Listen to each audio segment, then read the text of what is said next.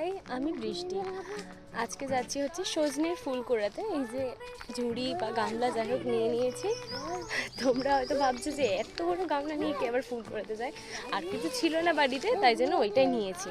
আর এদিকে প্রকৃতির সৌন্দর্যটা তোমাদের একটুখানি দেখায়। এখানে প্রত্যেকটা গাছে এত মুকুল হয়েছে, আমের মুকুল হয়েছে, একবার দেখো। এত সুন্দর, যেমন দেখতে সুন্দর লাগছে তেমন সুন্দর মোমো গন্ধও বেরোচ্ছে। তো যাচ্ছি ননি। কি ফুল? কি ফুল বলো? সজনের ফুল। হ্যাঁ, সজনে ফুল। চলো। ওই আমরা অসময় কিন্তু একটা আম কুড়িয়ে পেয়েছি, যদি আমটা খুব একটা ভালো নয়, খারাপ। এই দেখো অসময়ের আম, নিয়ে নাও ঝুড়িতে ননি। চলো। এই সময় জানো তো সজনে গাছে ফুল আসে, এরপর সজনের ডাঁটা হয়। তো আমি সজনে ফুল ছোটোবেলা থেকে খুব বেশি খাইনি, তবে আমার মারা খেয়েছে, ঠাকুমারা খেয়েছে, বলে নাকি খুব ভালো লাগে খেতে। তো আগের দিন মা ভাজা করেছিল, তো আজকে যেহেতু বাড়ি ছিলাম রবিবার বলে আমি আর ভাই গিয়েছিলাম বাগানের ওখানে সজনে ফুল কোড়াতে।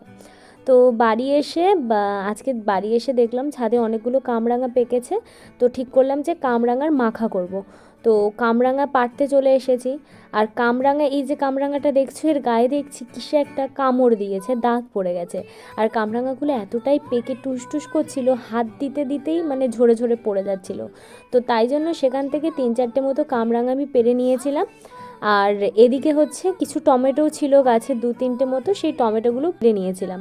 তো এই ছিল আজকের হারভেস্টিং। আর আজকে দুপুরে লাঞ্চের মেনুতে ছিল হচ্ছে সেই সজনে ফুলের বড়া, আর ওখানে ছিল হচ্ছে কুমড়োর পাতা বাটা চিংড়ি মাছ দিয়ে, এটা ঠাকুমা দিয়েছিল। আর ওখানে রয়েছে বাঁধাকপি, আর এখানে রয়েছে কালকের রাতের একটা তরকারি, আমোদি মাছের তরকারি। তো খাওয়া দাওয়া শেষ করে নিয়ে আমি এখন বসে পড়েছি আঁকাতে, সবাই আঁকতে চলে এসেছে। তো যাই হোক, ভিডিওটা আর বড় করবো না, এখানেই শেষ করছি। কেমন লাগলো জানিও, দেখা হবে কালকে।